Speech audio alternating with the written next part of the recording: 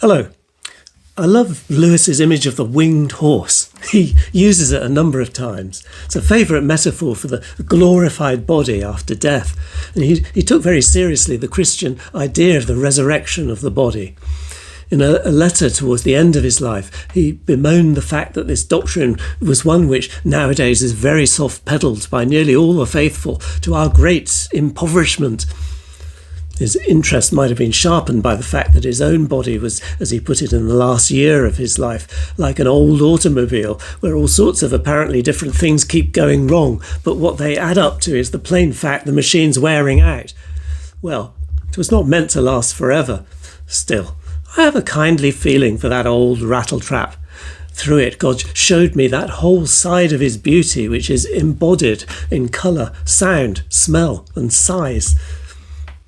He thought we have an ability to appreciate creation that even the angels don't have, because they don't have our palates and our optic nerves. In the last chapter of his book Miracles, he says our new bodies won't be a reassembling of all the atoms and molecules that used to be us. That would be absurd. But he speculates that the new us will still have senses. It will be a sensory condition. And he ends the chapter with a strong affirmation of the physical creation. The Christian's God, he said, is the God of corn and oil and wine. Lewis loved his wine. He's the glad creator. He's become himself incarnate. The sacraments have been instituted. And he says, by teaching the resurrection of the body, Christianity teaches that heaven is not merely a state of the spirit, but a state of the body as well, and therefore a state of nature as a whole.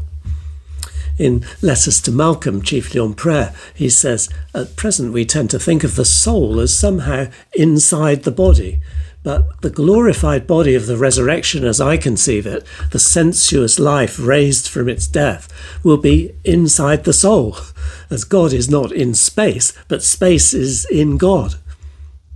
Now here it comes, in Miracles. These small and perishable bodies we now have were given to us as ponies are given to schoolboys. Can't really say I was ever given a pony as a schoolboy, but anyway, we must learn to manage. Not that we may someday be free of horses altogether, but that someday we may ride bareback, confident and rejoicing, those greater mounts, those winged, shining and world-shaking horses that perhaps even now expect us with impatience, pawing and snorting in the king's stables. So there you have it. As great winged horses are to school kids' ponies, so our future bodies are to the ones we have now. And they may be waiting for us right now in the heavenly stables, pawing and snorting impatiently for us to arrive. The image of the winged, shining, world-shaking horse, which we may one day become, as one which overflows with rejoicing.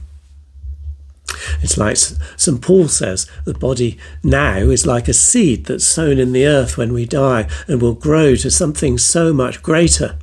It is sown in dishonour, it is raised in glory, he said. In Mere Christianity, Lewis explains more.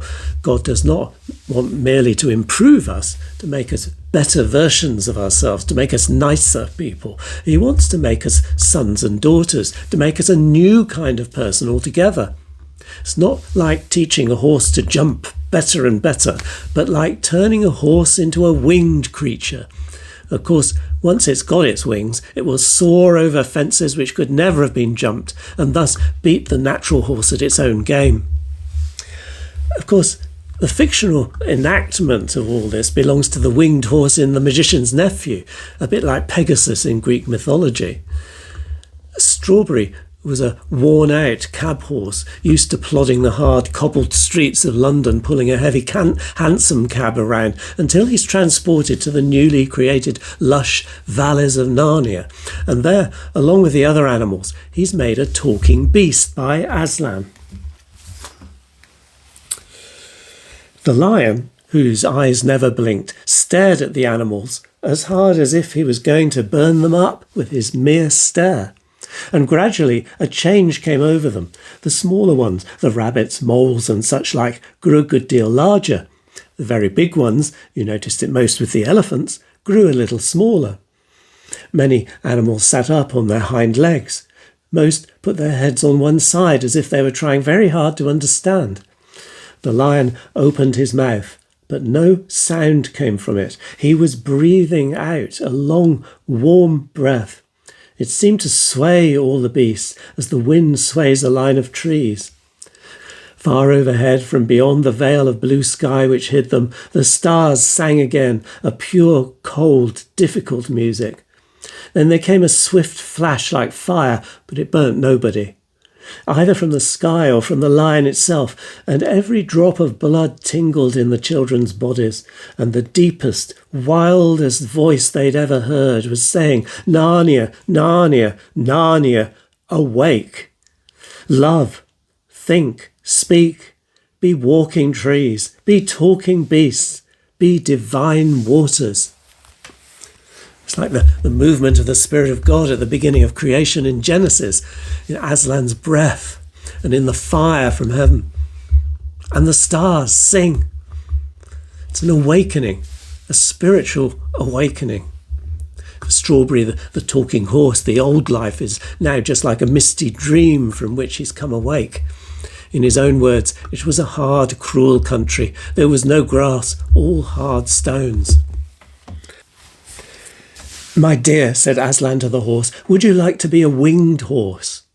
You should have seen how the horse shook his mane and how his nostrils widened and the little tap it gave the ground with one back hoof. Clearly, it would very much like to be a winged horse. But it only said, "If you wish, Aslan, if you really mean, I don't know why it should be me. I'm not a very clever horse." "Be winged. Be the father of all flying horses," roared Aslan in a voice that shook the ground.